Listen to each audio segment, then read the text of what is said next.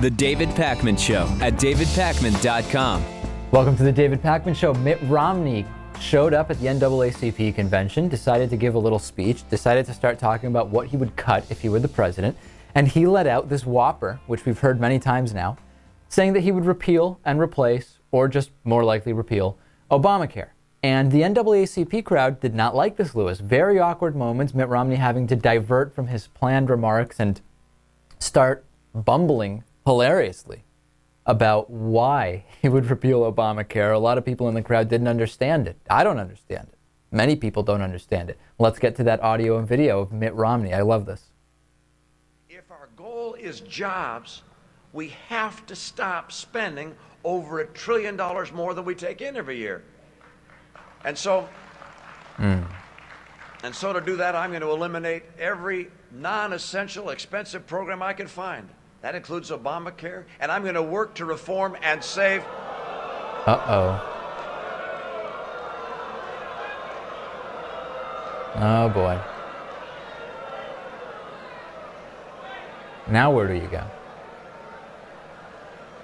I guess you wait. You know, there was a survey of the Chamber of Commerce. Right. We trust them. They carried out a survey of their members, about 1,500 surveyed. And they asked them what effect that Obamacare would have on their plans. And 3/4 of them said that made them less likely to hire people. So I say again, if our priority is jobs, and that's my priority, that's something I'd change. And I'd replace with something that provides to people something they need in healthcare, which is lower cost, good quality, a capacity to deal with people who have pre-existing conditions. Okay, so anyway, he just goes on and on. Not good. Not good for Mitt Romney. Now, the obvious question that a lot of people What he just listed there was Obamacare. Well, that's exactly. They would replace it. Apparently, what we need is Obamacare. But and by the way, what we need apparently is what you did in Massachusetts, which is basically the same thing. But you would do something that doesn't have any of those names, but is kind of the exact same thing, except there would be no mandate? Or wait, no, the mandate was your idea. I'm so confused I can't even keep it straight anymore. I think he's probably confused. A lot of people asking why would he even go and speak to the NAACP. Well, I mean, let's be honest. If he doesn't go, then those on the left would just be calling him racist and saying he's ignoring black people. So it is the right move to go there. It's just that his policies aren't right for anybody, including the NAACP, and really just about any other group that cares about improving the country, health care, and anything other than just giving tax cuts to people as rich as Mitt Romney. Mm-hmm. And corporations. And corporations, of course, because they also are people, right, as we know. So there is Mitt Romney getting booed at the NAACP convention. Speaking of healthcare, Rick Scott, Florida Republican governor, decided to shut down a tuberculosis hospital in the middle of the worst outbreak of tuberculosis in 20 years. Does that sound logical to you? That sounds like a bad idea. Lawmakers shut down Florida's only TB clinic last month, just after the worst outbreak of the infectious disease in America's history flared up with a vengeance in Jacksonville, Miami, who knows where else. And tuberculosis, as you know, is the lung liquefying disease, is the world's second biggest infectious killer. It's been largely eradicated in the United States since the early 20th century, really, because of improvements to health services. And there have been a few flare-ups, mostly of foreign origin, mostly affecting indigent populations, but it continues to exist sporadically in the United States, which is why in 1950, Florida opened the A.G. Haley State Hospital in Lantana. It's near Palm Beach, Lewis, an area you're very familiar with. Yes.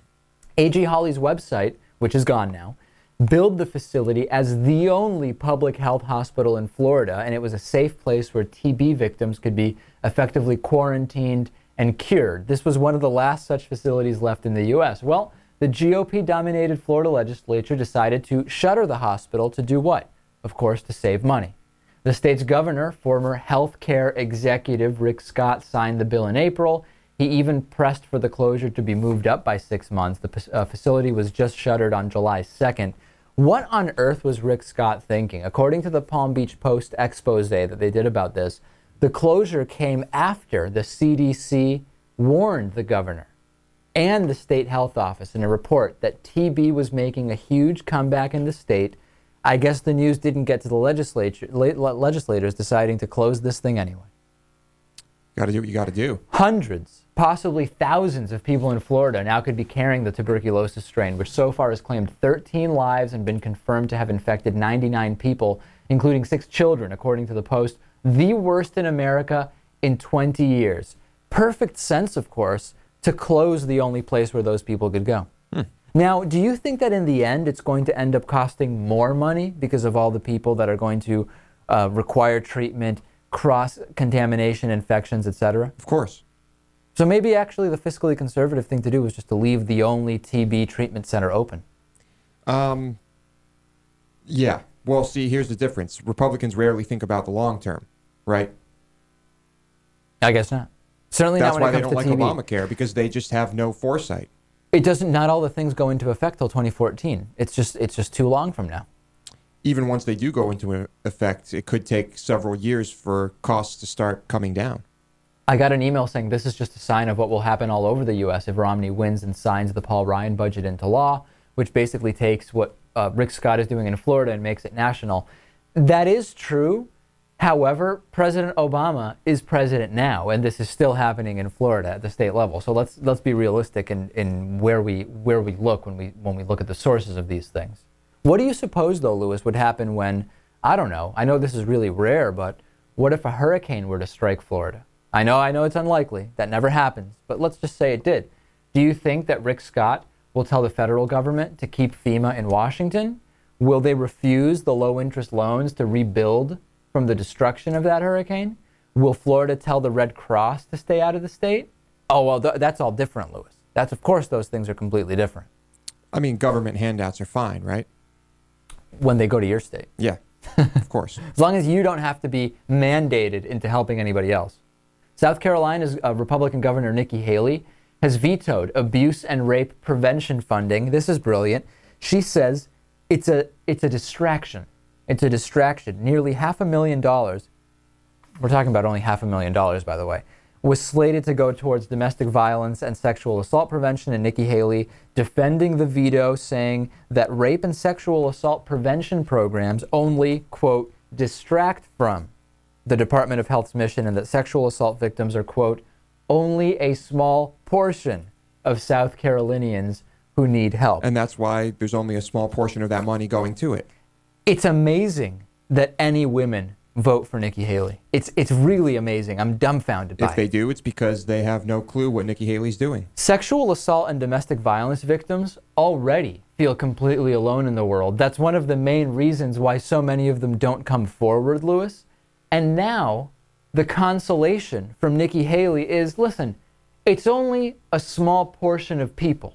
That's the exact wrong thing to be saying, because that makes the people who are victims feel particularly marginalized. Listen, what happened to you is so rare that the governor is vetoing funding even related to preventing this type of thing because it's a distraction. It's only a small percentage of people. That's really going to make victims of abuse and domestic violence more likely to come forward, isn't it, Lewis? Right. Unbelievable. It really is amazing that any women vote for her. And by the way, not to mention the fact that South Carolina ranks 7th in the country for number of women killed by men and has had a rate of sexual violence higher than the national average, not for 10 years, not for 20 years, but for 30 years. Since 1982, always higher than average rates of sexual violence in South Carolina. Maybe being distracted by trying to help abuse and rape victims would be a good thing. It might take attention away from destructive social policy that we're seeing in places like South Carolina from Republican governors like Ms. Nikki Haley. It never ends with South Carolina. Almost every week we've got some incredibly disturbing story involving South Carolina. It's unbelievable. And it doesn't stop on the East Coast, Lewis, by the way. We can go all the way to the West Coast, to California, where Republican Congressman David Dreier is saying, I don't think someone who is diagnosed with a brain tumor should have health care provided. Now, I don't want to confuse you. This is not any of the other 5 Republican members of legislatures that have said similar things over the last month. This is a new story, so I know it's going to sound like we're repeating yet again the exact same story. We're not. Let's go to audio and video of Congressman David Dreier. What on earth is he talking about, Lewis? I do believe that my state of California has a structure in place to deal with pre-existing conditions. It's a pooling process, which I think is one that is worthy of consideration because, well, I don't think that someone who is diagnosed with a massive tumor should the next day be able to have millions and millions and millions of dollars of health care provided. I do believe that there can be a structure to deal with the issue of pre-existing conditions. Okay, so let's do a two-tiered analysis of what David Dreier is saying, Lewis, because it's so absurd. Number one, step one is what he thinks should exist is already part of the Affordable Care Act, okay? The Affordable Care Act, aka Obamacare, Romney Care, call it what you want, already includes a high-risk pool program that acts as a bridge to 2014 when the new regulations prohibiting discrimination go into effect. Now, over 67,000 individuals have already benefited from that program, although the high cost of insuring sick people means it's not going to be sustainable over the long run, which is why it's just a bridge to 2014. So number one, what David Dreier is saying California has or what should exist, it's already part of the Affordable Care Act. But number two, that pool, the California pool that David Dreier is trumpeting, is having a very hard time attracting anybody to enroll. Because as a 2008 LA Times article describes, as unaffordable, unavailable, or ineffective for many of those who most need health insurance, that pool is just not really working well. So David Dreier apparently, and he says at one point it's clear that he doesn't know what he's talking about because he says, I believe my state of California has this, meaning later on when he gets asked and said, wait a second, you know, the Affordable Care Act has that, and the one that California has been proven completely ineffective and bogus. He said, well, I said I believed, you know, I may have been wrong. I didn't really know. He should really get informed. I mean, I think you should know what's going on in your own state. If you're going to know what's going on in any state, if you're a congressman, my sense would be it should be your own state, the state you represent. Probably. You know, this might be crazy, but if you're going to represent the interests of anybody as a congressman, it should probably be the people in your congressional district. Constituents. I know it's a crazy thought. I know most people assume that it's the interest of big corporations, lobbyists, and or personal the interest friends. Of yourself. Or your own personal interest. I know that that's probably the conventional wisdom at this point, but what about representing the interest of your constituents and knowing what actually is available to them and how well it's working? I know, I'm naive. Maybe they should just give it a shot, see how it goes. The show doesn't end when the show ends. There's a bonus show, Lewis. It's a whole other program hosted by producer Louis Motamedi. Today on the show, we'll talk about a $1 million phone bill. Don't be confused. It's not the $1 million electric bill from last month. Also, the exploding rats of World War II, an interesting story. And we'll talk about why don't we hear as much about high-paid actors and athletes when we talk about disproportionate levels of income than we do about CEO pay. I only ask the question. We'll discuss that on the bonus show. DavidPakman.com/membership. Sign up, get that bonus show. Plenty more coming up, Lewis. Let's take a break and be back after this. The David Pakman Show at DavidPakman.com.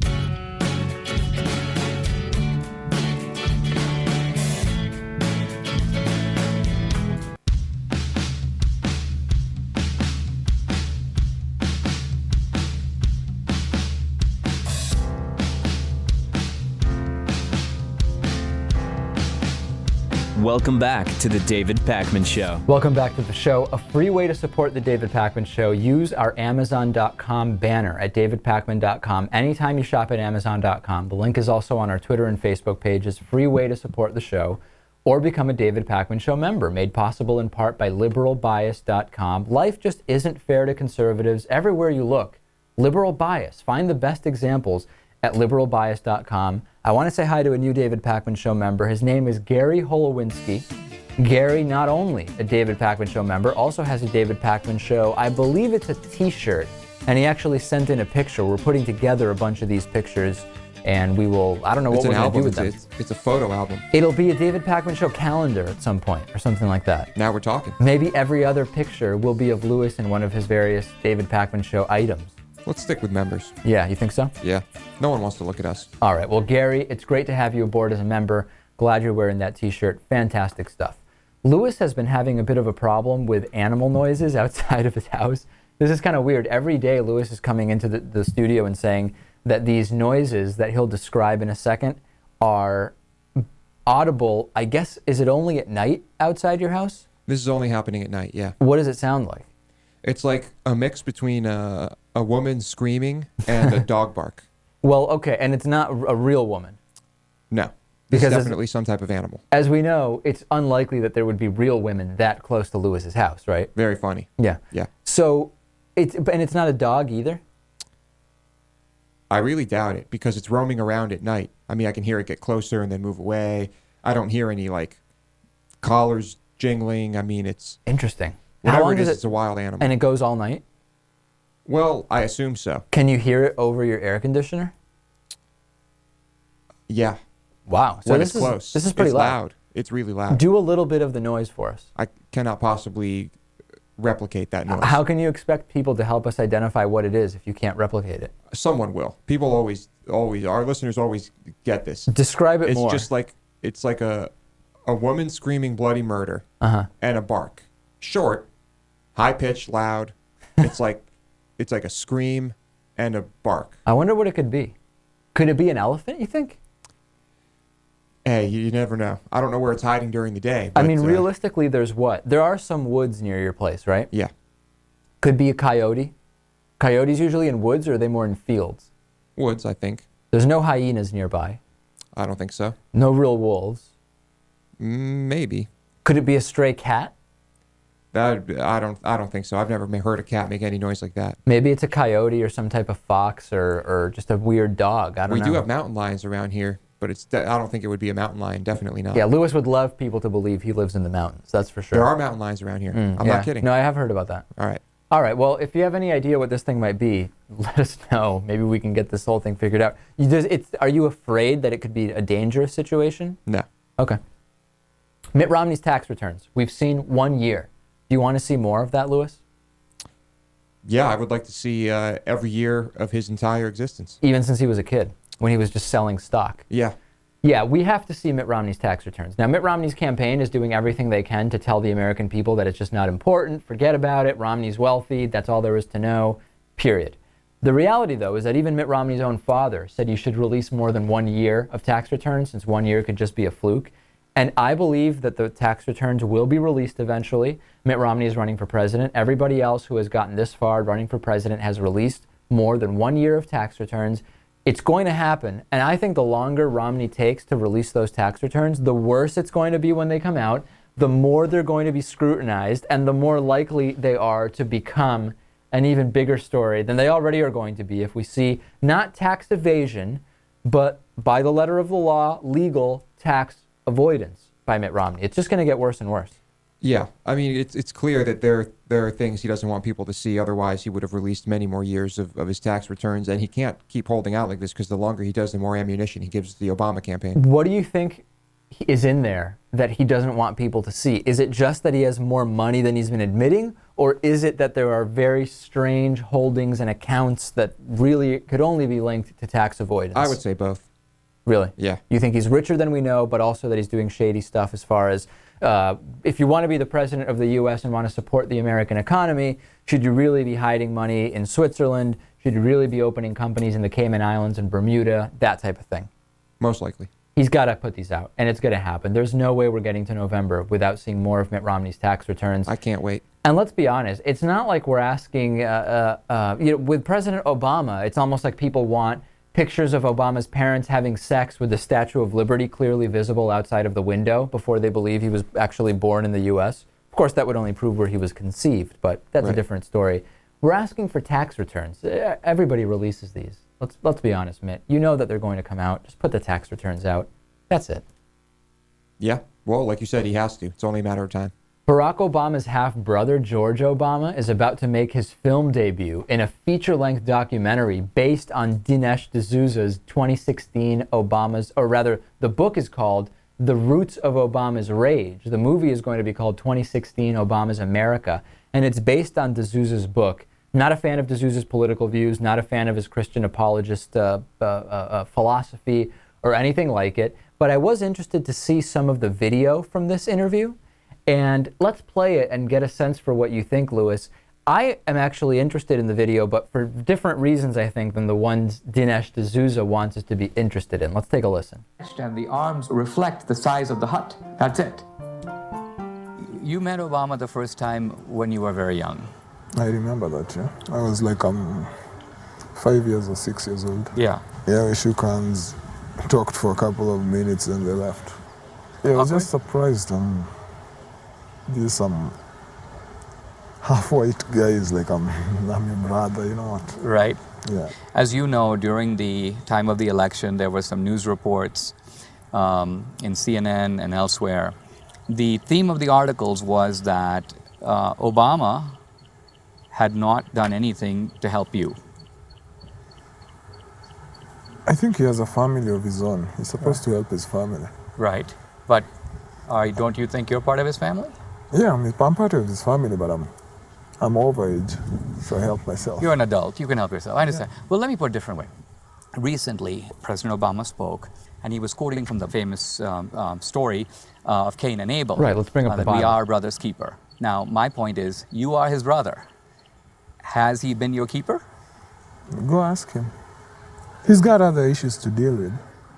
Well, he's taking care of the world, but don't you he's start at home? taking care of the world, so he's taking care of me. I'm part of the world. So you mean when he fights to stop global warming, it helps you? Yeah. Because there's less carbon in the world and you can breathe a little more easily. Right, so he doesn't have to help you directly, is what you're saying. No, he doesn't have to do that. Yeah. Okay. So if this is the best that you can get George Obama to say to try to make Barack Obama look bad, you should probably not include this interview in the movie. Why interview someone who has nothing bad to say about the person you're trying to diminish? You know, if there's other parts that have, usually when you put out the teaser, you put out the best stuff you have, and if this is what they're putting out, I'm frankly quite bored by this. I am interested, however, in George Obama. He seems like an interesting guy. He's put out a book, as far as I know. I would actually be interested in seeing what George Obama has to say about different things. If anything, this preview is making me even more annoyed by Dinesh D'Souza and the entire concept of this movie, but much more interested in hearing from George Obama. His movie would probably be a lot more effective if he just took this interview out of it. Yeah, I would say the Right? best thing that D'Souza could do would be cancel this interview from the movie, remove the interview altogether, leave it on the cutting room floor. Very, very weird stuff. But hey, if this is what Dinesh D'Souza wants to do, I guess go ahead. Maybe he would argue he's not trying to make Obama look bad. He's just trying to make Obama kind of look indifferent to George Obama. I don't know. Those questions he was asking, clearly he's trying to make Obama look bad. You think so? Yeah. And then, of course, as a Christian apologist, D'Souza can't resist bringing up biblical comparisons, Of course. which may or may not be relevant to George Obama. I don't know. Who knows? Yeah. All right. Let's take a break. Facebook.com/David Pakman Show. Heading now past 5,000 likes, on the way to 10,000 likes. Or get a David Pakman Show t-shirt at davidpakman.com/gear.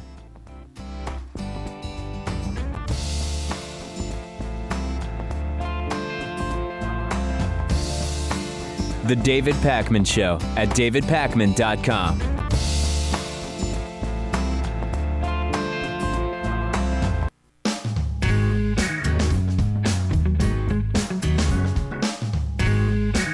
Welcome back to the David Pakman Show.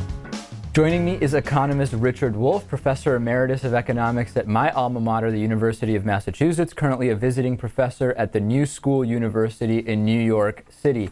Professor Wolff, we're hearing so much talk about, as we get closer and closer to the presidential election, whose economic policies, President Obama's or Mitt Romney's, insofar as they're not the same, would be better for the American economy. And specifically, we hear a lot about discussions of taxes relative to jobs. Now, question one would be, do you see any significant difference as far as economic policy between the two candidates? And if so, what are those differences?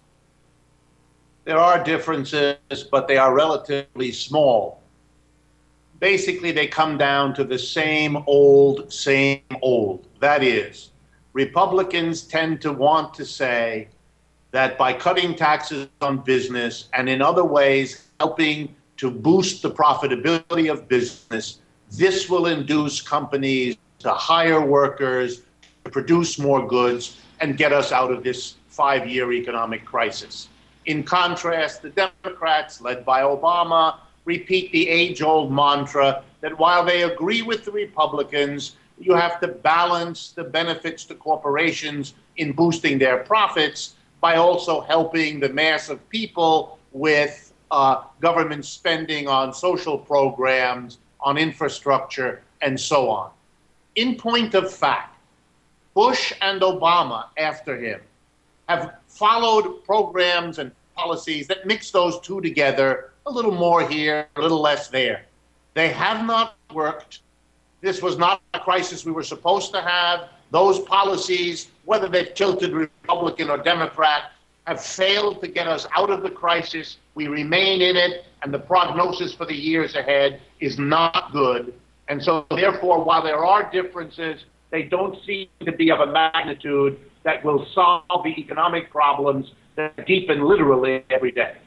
So let's explore that first idea you mentioned of lowering corporate taxes as being a job-creating influence. Just yesterday I was listening to our friends over at the Thom Hartmann program, and an individual called in and said, I'm one of these people that makes over $250,000 a year. I have this trucking company. I've got about 100 employees, and I am going to, if taxes were lowered on me, if my corporate tax rate was lowered, I would hire more people. And he went through this kind of internal logic that he had created, and I was thinking to myself, well, listen, hold on a second.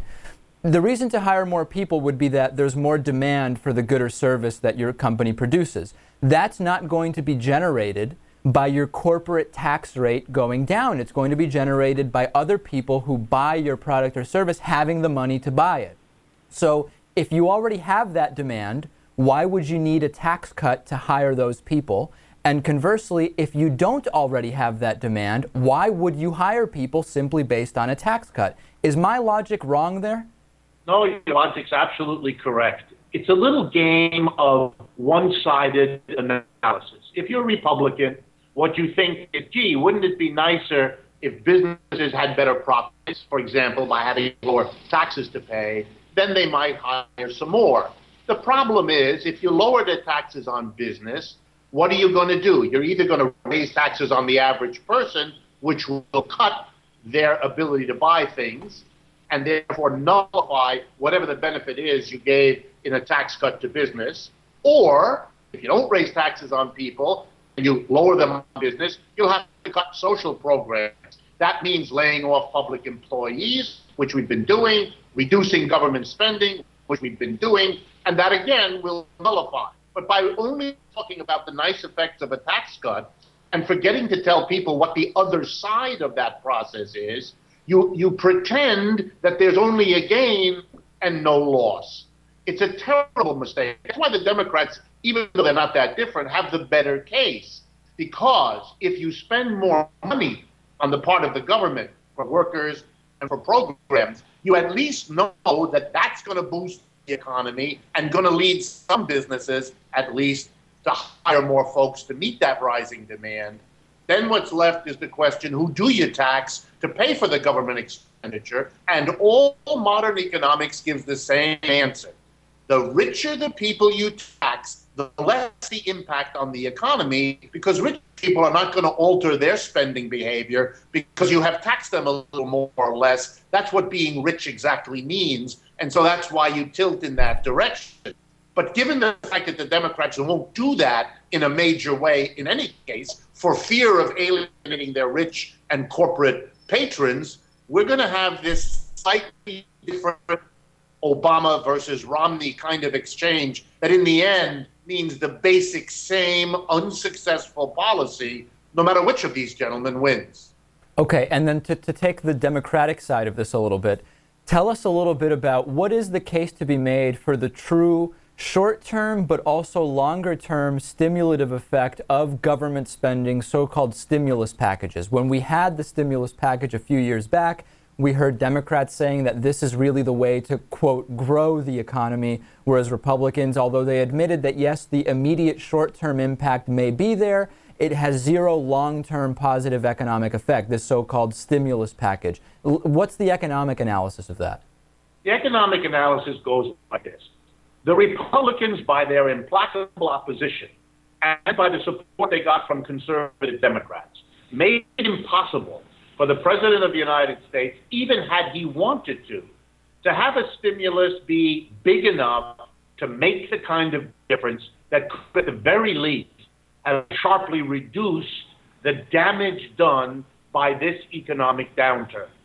Then the Republicans, and this takes real nerve, turned around, having made the stimulus too small to work, denounced the president for the stimulus policy that didn't work, as if they were observers rather than active participants.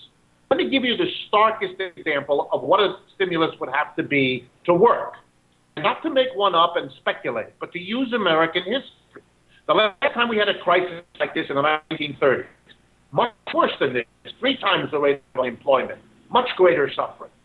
The difference was a movement arose, union movement, socialist, communist parties, powerful, working together in America. And so in the depths of a depression worse than this, they got real stimulus. Just to give you an idea, 3 things quickly. 1, Roosevelt created the Social Security system. Millions of Americans age 65 and older are suddenly getting a monthly check for the rest of their lives.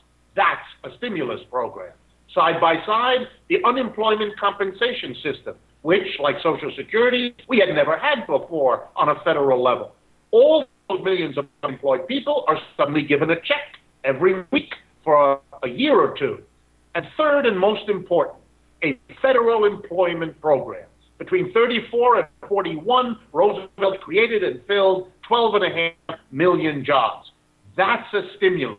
And it made not only the mass of Americans feel and live better, feel better about themselves, have a job, earn their income, cover their mortgages, and therefore the suffering much reduced. It also was politically a dynamite result because it got Mr. Roosevelt reelected 4 times, which no president before had ever done, and no one can because the Republicans passed a law limiting it to 2 terms. If you want to make a basic difference, whether or not it solves the depression is another matter. But if you want to make a basic difference to people's lives, take a page from the American book and do again what we did in the last time. It's the only thing that might make a difference on a scale that matters to people. All right, well, I can't see either of our current 2 candidates really having the fortitude to make such a proposal, but it's great to get the economic analysis. We've been speaking with Professor Emeritus of Economics at the University of Massachusetts and current visiting professor at the New School University in New York City, economist Richard Wolff. Pleasure as always. Thank you, Dave. Okay, we'll take a break and be back with plenty more after this. The David Pakman Show at davidpakman.com.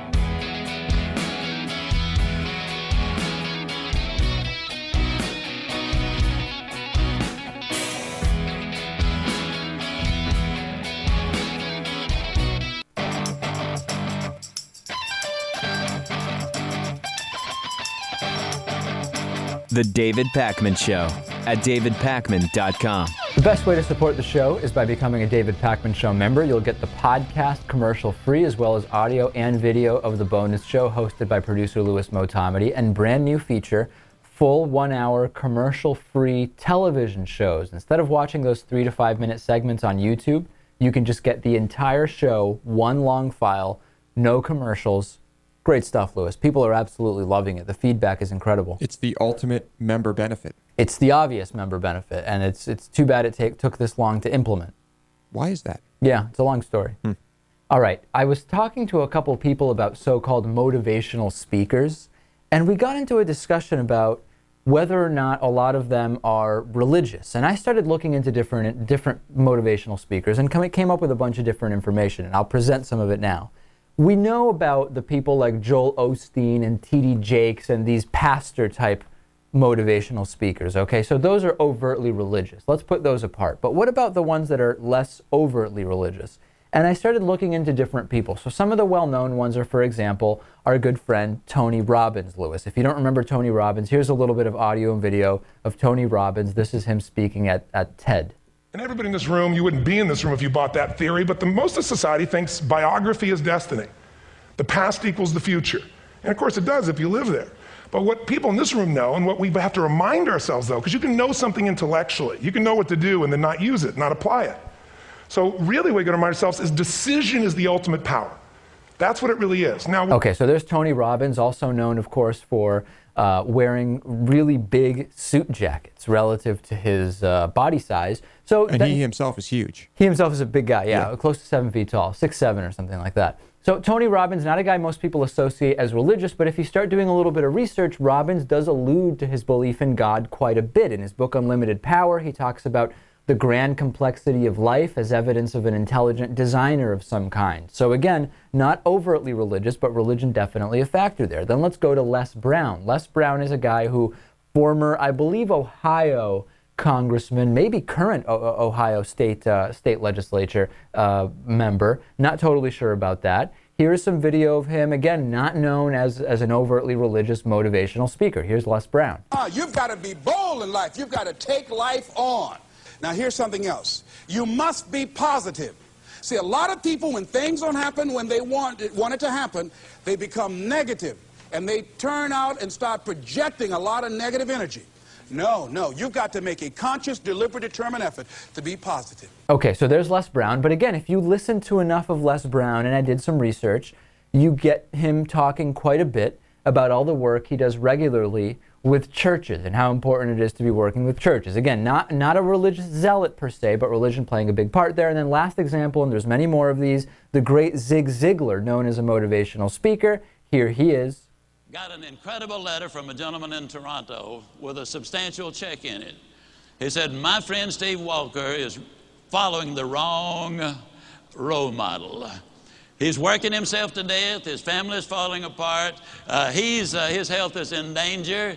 Okay, so there's a little bit of Zig Ziglar to give you an idea. And Zig Ziglar, very well known, not only as a motivational speaker, but as a religious speaker as well. So that went a little bit more over. Then let's look at some other people, like, for example, Stephen R. Covey, author of 7 Habits of Highly Effective People, or is it 8 Habits of Highly Effective People? I don't remember. Very important presence in his books where he talks about, well, I don't want to say very important, but he talks about his Mormon faith and how it is important to his entire guiding principles, which he espouses in those books. So what's the question here, Lewis? The question is, why are religious speakers, why do motivational speakers tend to be religious? Well, 2 sides. Is motivational speaking a profession that attracts religious people, or is motivational speaking a profession where only religious people succeed for whatever reason? What do you think? I would say the former. Really? Yeah. You think that motivational speaking, by its definition, is something that attracts people that have a strong belief in God, or where God or religion informs their worldview in some kind of significant way? Definitely. And why would that be?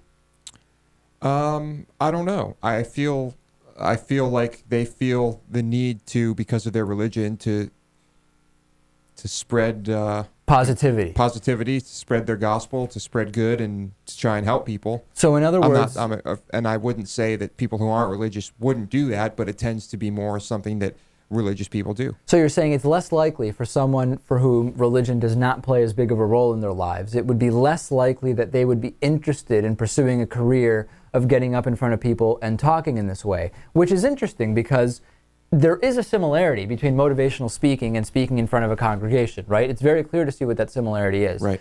At the same time, though, it could be argued that it is somewhat similar to, for example, be a news type person or to host some kind of show or something like that, but religion far less connected to people who present news and talk to people on the radio or on television versus the connection between being a congregational speaker and being a motivational speaker. Right. What do you think? Well, I'll open it up to the audience. Give me your thoughts on this. Is the profession what attracts religion? Or is it a profession where religion is the only way you can succeed? What do you think about this? Feeding the homeless. Feeding the homeless has been banned in major cities all over America. What would you do, Lewis, if you came across someone on the street, hadn't had anything to eat for several days, you had your leftovers from a restaurant, you said, why don't you have this? And then you found out that it was illegal. If I genuinely wanted to give them food and thought it was helping them, I wouldn't care if it was illegal. You would risk the jail time?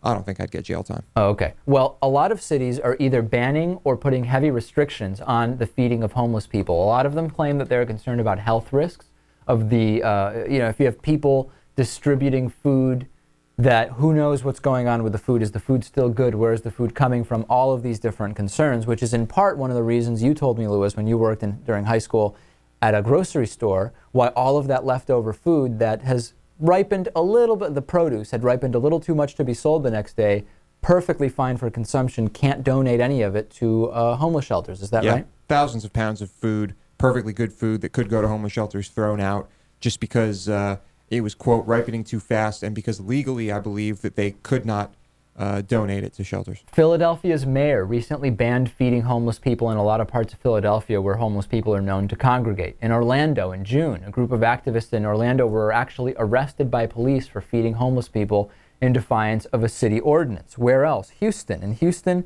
a group of people was banned from distributing food to the homeless, and they were told, you're probably not going to get a permit to do so either. Las Vegas, the first major U.S. city to pass a law banning the feeding of homeless people.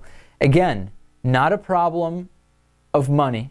We have plenty of money to feed all of these homeless people. Problem of resource allocation and a problem of bureaucracy, right? There is absolutely no reason that if we allocate resources properly, looking at all the food that's thrown out, food that's overproduced, food that's thrown out at the retail level, etc., that all these people can't be fed. It is yet again a resource allocation problem. The food is not in the right places. Problems like grocery stores, like the one Lewis worked at, throwing away thousands of pounds of food because there's a risk that these homeless people could presumably contract some kind of foodborne illness, I guess is the fear. Yeah. Resource allocation problem, not a money problem. Right. And of course, we were talking about fruit in my case, too. I mean, there needs to be a department to handle this. The laws need to go. There needs to be a middleman who can just say, okay, I can handle all this food and get it to where it needs to go. Absolutely. Yeah. So think twice before you feed homeless people. It may be illegal. You may be arrested for it. At least some people were, of course, in Orlando, Florida. Let's get to some of your emails. You can email me through the website, davidpakman.com, or through Twitter, Facebook, or YouTube. On the obesity vaccine that we talked about yesterday, David and Lewis are right. Easy weight loss induced by this drug could, in the minds of those who are using it, give them carte blanche to eat as they please instead of trying to eat in a more healthy way. Many people become diabetic or suffer heart disease because they presume they're healthy because they're skinny, not realizing bad dietary habits might not be making them fatter, but may still be damaging their health. Very good point, the one we were making, Lewis. Right. And I wonder what disease you could get from this vaccine. Tumors, heart attacks, brain problems, dementia. Will your liver rot? I can see the ads now. 30 seconds about the vaccine, and then 9 minutes and 30 seconds about the side effects. It will be interesting to see what human side effects there are from this vaccine. Yeah, the article did not mention any, not even in the mice. I'm sure there has to be some. On Obama birthers, focusing on the Social Security number now instead of the birth certificate, this is proof that the birthers were never a movement that seriously doubted Obama's citizenship. What they are is a movement looking for any reason to delegitimize Obama with anything they can get their hands on. Of course. Mm-hmm. Was there ever any question about that? I don't think so. And, of course, having an insane Ukrainian dentist, lawyer, pundit, clown woman on the show is always good for a laugh, and as an advertisement for psychotropic drugs, referring, of course, to Orly Tate's Queen of the Birther movement. And they're going to want his email password by the end of this birther controversy. I bet President Obama barely uses email, don't you think? Probably, yeah. Because it creates a paper trail. Yeah. Why would he? He probably lets his staff handle that. On contraception, saving hundreds of thousands of lives every single year, what most people don't understand, contraception was banned in many states when abortion was illegal. It doesn't stop with abortion with the pro-life movement. Absolutely. Right. As we've seen over the last 2 years, contraception now on the table too. Mm-hmm. So what's next? Women's right to vote? Will that be back on the table? I'm sure there are people discussing that right now. Contraception saves 250,000 lives a year and stops another 1 million lives from ever existing. You know, I can't tell if that's an abortion comment or if it's just a comment about the number of pregnancies that are prevented. I mean, yes, contraception prevents... To me, that's a good thing. Contraception prevents pregnancy. It's not an evil side effect. That's the point of contraception. I don't know. Right. All right, that's it for the show. Thanks for watching. We will see you tomorrow with a new show. Get the bonus show, davidpakman.com/membership. See you tomorrow.